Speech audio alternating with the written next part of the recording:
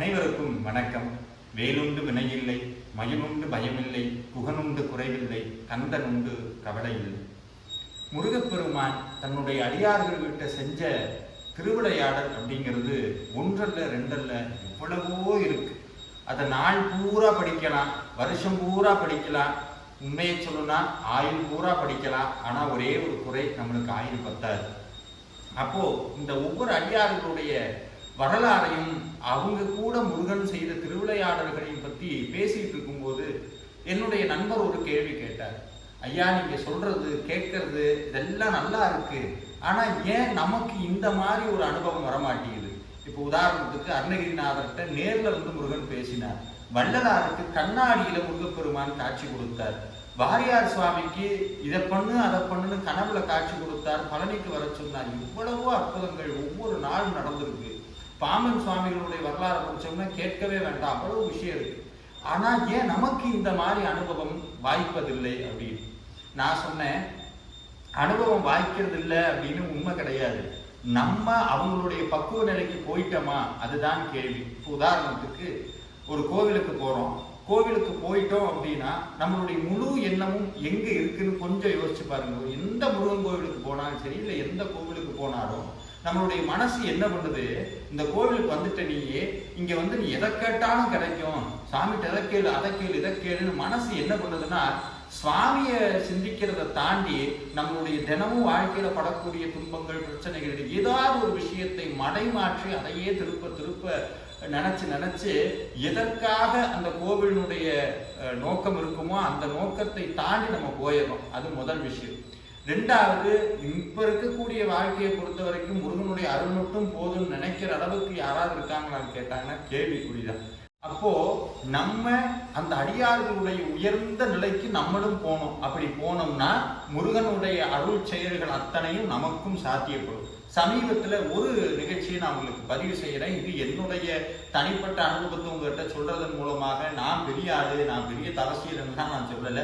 சாதாரண அடியாருக்கும் அடியேன். உண்மையை சொல்லணும்னா தில்லை வாழ்ந்த நர்தம் அடியாருக்கும் அடியேங்கிற மாதிரி ஒரு அழகான ஒரு வரி வரும் இளையராஜாவுடைய பாட்டுல. என்னன்னா, கோடிக்கணக்கான முருக அடியார்கள்ல கடை கோடியில கடைசி லிஸ்ட்ல ஒருத்தர் இருப்பான்னு சொன்னா அது நானாத்தான் இருக்கணும். அந்த மாதிரி அப்ப சமீபத்துல ஒரு முருகன் கோவிலுக்கு போயிடுது.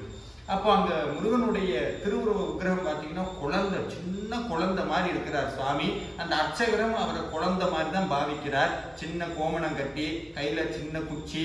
அது பார்த்தோம்னா என்னன்னா அந்த குழந்தைக்கு இந்த ஃபேஷன் ட்ரெஸ் காம்படிஷன் போட இருக்கும், அந்த மாதிரி இருக்கு அந்த குழந்தை. அர்த்தஜாம பூஜையில உட்கார்ந்து சாமியை பார்த்துக்கிட்டு இருக்கோம். எனக்கு திடீர்னு ஒரு குரல் கேட்கறது, ஒரு சின்ன பையனுடைய குரல் கேட்குது. நான் உடனே நினைச்சிட்டேன், இது நிச்சயமா கற்பனையா இருக்கிற வாய்ப்பு உண்டு, இல்லைன்னா நம்மளுடைய அதீத முருகன் மேல இருக்கக்கூடிய அந்த பக்தியினுடைய வெளிப்பாடா இருக்குன்னு நினைச்சிட்டு அந்த குரல் எனக்கு திருப்ப திருப்ப சொன்னது என்னன்னா, போதுமா போதுமா உனக்கு வேற ஏதாவது வேணுமா, போதுமா உனக்கு வேற ஏதாவது வேணுமா, இதையே தான் எனக்கு திருப்ப திருப்ப கேட்குது. அந்த அர்ச்சகர் என்கிட்ட பேசிட்டு இருக்கிறார். அவர் சொன்னாரு, அவர் ஒரு வார்த்தை சொன்னாரு, வயிற்றுல மட்டும்தாங்க வைக்கல, மற்றபடி அந்த குழந்தைய எப்படி பார்க்கணுமோ அப்படி பார்த்துட்டு இருக்குன்னு பேசிக்கிட்டே இருக்கிறார். ஆனா அவர் கூட பேசிக்கிட்டே இருக்கிறமே ஒழிய ஆனா உள்ளுக்குள்ள அந்த குரல் கேட்டுட்டே இருக்கு. இவர் என்ன நினைச்சாருன்னு தெரியல, பேசுறதை நிப்பாட்டு உடனே உள்ள கருவறைக்குள்ள போய் சுவாமிக்கு உடுத்தி இருந்த அந்த கௌபீனத்தையும் சந்தனத்தையும் எடுத்து கொண்டு வந்து உங்கள்கிட்ட கொடுக்கணும்னு சொல்லி கொடுத்துட்டாரு. என்கிட்ட கொடுத்தது மட்டும் இல்லாம அவர் முடிச்சு போகும்போது சொல்றாரு, கொஞ்ச நேரம் நில்லுங்க, அவர் உங்கள்கிட்ட பேசுவாருன்னு சொன்னார். எனக்கு கண்ணீரை தவிர அதுக்கப்புறம் ஒரு ஆழ்ந்த மௌனம். அந்த மௌனத்துக்கு இந்த உணர்ச்சின்னு கிடையாது. அந்த மௌனத்தினுடைய வலியும், அந்த வலின்னு நான் சொல்றது நீங்க நினைக்கிற மாதிரி உடம்பு வலின்னு, அந்த மௌனத்தினுடைய கனத்தை தாங்க முடியாது நம்மளால. அந்த மௌனம் ஏற்பட்டதுன்னு தெரியாது, அது விவரிக்க முடியாது. இப்ப வரைக்குமே நான் சொன்னது ரொம்ப ரொம்ப என்னால் முடிஞ்ச அளவுக்கு சொல்றேனே ஒழிய அதை விவரிச்சு என்னால சொல்ல இயலாது. அப்போ முருகன் நிச்சயமாக தன் அடியார்கள் கிட்ட நிச்சயமா பேசுறார். அது என்னை மாதிரி அடியார்கிட்டயே பேசுறாருன்னா உங்களை மாதிரி இருக்கக்கூடிய எத்தனையோ தீவிர முருக பக்தர்கள்ட்ட முருகன் நிச்சயம் பேசுவார். அதற்குத்தான் பாம்பன் சுவாமிகள் அற்புதமான ஒரு மந்திரத்தை நமக்கு கொடுத்திருக்கிறார், வேர் குளவி வேட்கை அப்படின்னு. இதை முதல்ல நான் படிக்கும்போது ஏன் வேர்க்குளவி வேட்கைன்னு வச்சிருக்கிறார் அப்படின்னு பார்த்தோன்னே அந்த பாடல் முழுக்க படிக்கும்போது அதனுடைய தவிப்பும் அதனுடைய ஆனந்தமும் அதனுடைய ருசியும் அடாடா சொல்றதுக்கு வார்த்தையே கிடையாது. வேர் குளவி வேட்கைன்னு என்னன்னா, ஒரு குழந்தை கையில வேலு, வேல் வச்சிருக்க குழந்தைன்னு அர்த்தம். வேட்கைன்னு சொன்னா என்னன்னா, பாமன் சுவாமிகள் தியானம் பண்றார், ஒரு இடத்துல உட்கார்ந்து இருக்கிறார். எப்பவுமே முருகன் அடியார்களுக்கு ஒவ்வொரு ரூபமாக காட்சி தருவார். உதாரணத்துக்கு நம்மளுடைய முத்துசுவாமி தீட்சிதருக்கு வயசான ரூபத்துல வந்து காட்சி கொடுத்தார். பாமன் சுவாமிகளுக்கு ஒவ்வொரு தடவையும் ஒவ்வொரு விதமா முருகன் காட்சி கொடுத்திருக்கிறார். இப்ப பாமன் சுவாமிகள் எப்பவோ ஒரு தடவை முருகனை குழந்தையாக பார்த்திருக்கிறார். எப்படி பார்த்திருக்காருன்னா, கையில வேல் வச்சு பார்த்திருக்கிறார். சின்ன குழந்தை இப்படி பாமன் சுவாமிகள் தியானம் பண்ணி உட்கார்ந்து இருக்கிறார். முருகா முருகா முருகான்னு அப்படியே நினைச்சுக்கிட்டே இருக்கிறார். நினைக்கும் போது முருகனுடைய ஏதோ ஒரு ஒளி கேட்குது. என்ன ஒளி கேட்குது? முருகன் வரதுக்கு உண்டான அறிகுறியாக அவருடைய பாதத்துல நிறைய போட்டிருக்கிறார். அருணகிரிநாதர் சொல்றார், தண்டையணி வெண்டையம் கிங்கினி சதங்கையும் தன்கல சிலம்புடன் கொஞ்சவே சொல்ற. முருகன் வந்து தண்டை சிலம்புன்னு நிறைய போட்டிருக்கானா.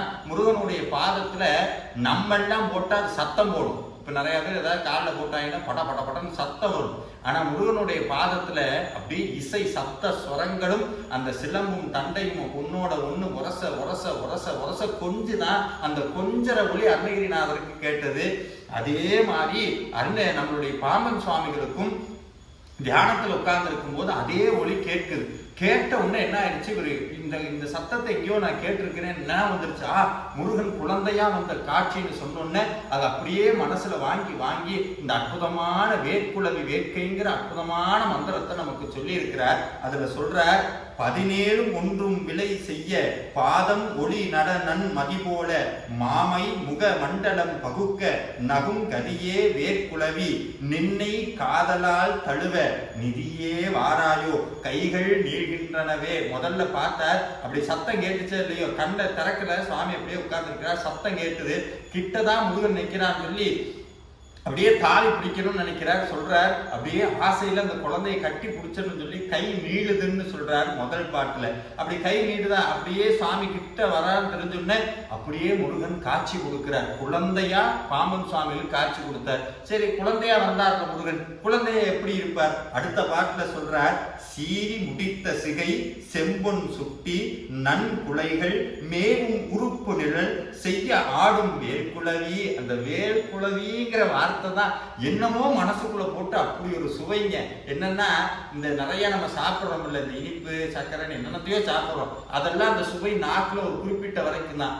அது கீழே போயிடுச்சுன்னா சுவையை உணர முடியாது. ஆனா முருகனுடைய பெயரை நாக்குல சொன்னாலும் ருசிக்கும், மனசுல இருக்கும்போது உடம்பே ருசிக்கும். அதனாலதான் இந்த ஒரு வார்த்தை வேர்க்குழவின்னு சொல்லும் போது அது என்னவோ ஒரு நம்மள அறியாத ஒரு ருசி இந்த பாட்டுல இருக்கு. சொல்றார், ஆடும் வேர்க்குழவி ஏவல் கொடுத்து அருள எண்ணி என் முன் வாராயோ கூவை வெறுத்த கண்கள் இச்சை கொள்கின்றனவே அப்படிங்கிறார். என்னன்னா, கண்ணை மூடி இருக்கிறார் சுவாமி. கண்ணை மூடணும்னா முருகப்பெருமான் சீவி முடித்து சிகையெல்லாம் வச்சு கையை வேலோட முன்னாடி நின்றுட்டு இருக்கார். அப்படி கண்ணு அப்படி ஒரு நிமிஷத்துல பார்த்து அப்படி மறந்துடுறார். குழந்தை கண்ணாமூச்சி விளையாடுது பாம்பன் சுவாமி கிட்ட. அப்புறம் கண்ணை திறந்து பார்த்தா வெளியே தான் தெரியுது, வேற எதுவும் தெரியல. சொல்றார், உலகத்தை பார்க்கறதுக்கே கண்கள் வெறுக்குது, எனக்கு கண்களே வெறுக்குது, கண்ணை முன்னாடி வந்து நில்லு, கண்களுக்கு இச்சை ஆகுதுங்கிறார். எப்படியாவது உன்னை பார்க்கணுங்கிற தீவிர வேட்கை. அதனாலதான் இந்த பாட்டுக்கு பேரு வேர்க்குழவி வேட்கை. அடுத்து மூணாவது சொல்றார், முதல்ல கை சாமியை தொடணும்னு ஆசைப்படுது, ரெண்டாவது கண்ணு முருகனை பார்க்கணும்னு ஆசைப்படுது, வேர்க்குழவியை பார்க்கணும்னு ஆசைப்படுது. மூணாவது சொல்றார், பாயேறும் சவையர் வெற்றி பாடும் வேல்குழவி சேஏறு உன் பவள தெய்வ வாயை திறந்து தூயேறு இன்கரைகள் இங்கு சொல்ல வாராயோ கோவே என் செவிகள் இச்சை கொள்கின்றனவே அப்படிங்கிறார். என்னன்னா, உன்னைய பற்றி பாடுறதுக்கு 1000 புலவர்கள் எல்லாம் வேதம் ஆகமம் திருமுறைகள் எல்லாம் படிச்ச புலவர்கள் எல்லாம் பேச நீ கேட்கிறியே, நீ பேசுறத நான் கேட்டிருக்கேன். சொல்ற, நீ பேசுறத நான் கேட்டிருக்கேன். இப்ப மறுபடியும் உன்னுடைய மழலை அந்த கொஞ்சம் அந்த குழந்தை மொழியில நீ பேசுறத நான் கேட்கணும், என் காது இச்சை கொள்ளுது அப்படிங்கிற. முதல்ல அப்படியே ஒவ்வொரு அங்கமும் முருகனை உணர வேண்டும், முருகனை பார்க்க வேண்டுங்கிற அந்த ஆசை உள்ளூர எழும்ப ஒவ்வொரு அந்த காது கேக்குதான், எப்படியாவது முருகனுடைய அந்த அற்புத குரலை கேட்டக்கூடாதான்னு. அடுத்து சொல்றார், பொன்னாறு கண்ட சரம் நன்கு பூண்ட தங்க ஒளி கொன்னார் வேட்குழவி நல்ல கொவ்வை நின் இதழை என் ஆர்வம் தீர இங்கு நல்க வாராயோ உன் உன்னார் உள் நிலையும் வாயும் ஊறுகின்றதவே அப்படிங்கிறார். என்னன்னா, முன்னாடி சாமி அங்க நின்றுட்டு இருந்தார், அப்புறம் கிட்ட வந்தார், அப்புறம் கண்ணாம்பூச்சி விளையாண்டார், படார் வந்து சாமி மடியில உட்கார்ந்துட்டார். எப்படி கை குழந்தையா உட்கார்ந்து இருக்கிறார் பாமன் சுவாமிகள் மடியில. அப்படி கண்டத்துல எல்லாம், கண்டம்னா கழுத்துன்னு அர்த்தம், அந்த கழுத்துல அவ்வளவு நகைகள் எல்லாம் போட்டு அந்த குழந்தை கையில வேலை வச்சு விளையாண்டுக்கிட்டே இருக்கு. அப்படியே கடிச்சு திங்கணும்னு தோணுது பாமன் சுவாமிகளுக்கு. ஐயோ, இந்த கன்னத்தை கொடுக்க மாட்டாயான்னு கேட்கிறார். அதுக்கடுத்து சொல்றார், என் ஏறும் பல் அயல் என்ற வேல் பிடித்து அசையும் கண்ணே செங்குளவிங்கிறார். குளவினா குழந்தைன்னு அர்த்தம். செக்கச்சவையேன்னு இருக்கிற குழந்தை. எந்தன் கண்கள் நாடும் அழகே தன் ஏறும் வதன முத்தம் தாராயோ பிரிது நன்னா என் உளம்தான் நின்னை நாடுகின்றது ஆரோ அப்படிங்கிறார். என்னன்னா, ஒரு குழந்தை அப்படியே தூக்கணும்னு என்ன கேட்போம்? ஒரு முத்தம் கொடு மாமாக்கு, ஒரு முத்தம் கொடு அண்ணனுக்கு கேட்போம்ல. ஏன்னா அந்த குழந்தை முத்தம் கொடுக்க அதுக்கு தெரியாது, இப்படி வாய வச்சுட்டு அப்படி போயிடும். அவரு கேட்கிறார், முருகா கிட்ட வந்து எனக்கு ஒரு முத்தம் கொடுக்க கூடாதான்னு கேட்கிறார். அடுத்து சொல்றார், முத்தே மாமணியே முல்லை வெச்சி நன்கடம்பு வைத்து ஆரம் புனைந்த என் முன்னர் வாராயோ உழலும் சித்து ஆர் வேட்புலவி உச்சி செவ்வன் மோந்து கொள்ள விட்டே என் மூக்கில் இச்சை மீறுகின்றதன்றோ. என்னன்னா, குழந்தைகளுக்குன்னே தனி வாசம் இருக்கும். நிறைய தாய்மார்கள் மேல குழந்தை வாசம் அடிக்குதுப்பாங்க. அது என்னங்க குழந்தை வாசம் அப்படின்னா, சாமி முன்னாடி சொன்னேன், அந்த குழந்தை பாமன் சுவாமியின் மடியில உட்கார்ந்துட்டு போயிருச்சு. அவர் கிட்ட போயிருக்கிறார். தெய்வீக குழந்தை நாமம் அப்படியே வந்திருக்கு. ஏன் வந்துதான், அந்த முருகனுடைய கழுத்துல நிறைய மாலை எல்லாம் போட்டு அந்த குழந்தை அப்படி உட்கார்ந்துட்டு போயிடுச்சு. உட்கார்ந்துட்டு போனதுக்கு அப்புறம் உடம்பே முருகனுடைய வாசடிக்குது. திருப்பி அந்த வாசம் எனக்கு வேணும்னு சொல்லி மூக்கு துடிக்குதா. மூக்கு வந்து இச்சை கொள்கின்றதேங்கிறார். அடுத்து சொல்ற, ஐயார் நல்லறையில் புண்படங்கள் ஆட உடல் வையார் வேட்புலவி இங்கு வாராயோ கால்கள் மையார் கண்மலர்கள் இன்பம் அழுக மோன்று கொள்ள மெய்யா என் மூக்கில் இச்சை மீறுகின்றதாரோ அப்படிங்கிறார். என்னன்னா, என்னைக்குமே இந்த வாசம் இருக்கு பாருங்க, சுவாமி இதை 2 தடவை சொல்லியிருக்கிறார். மத்த உறுப்பெல்லாம் சொல்லிட்டு இதுல இந்த மூக்கு வாசனை சுவாமியினுடைய இந்த முருகனுடைய நறுமணத்துக்காக மட்டும் 2 தடவை சொல்றார்.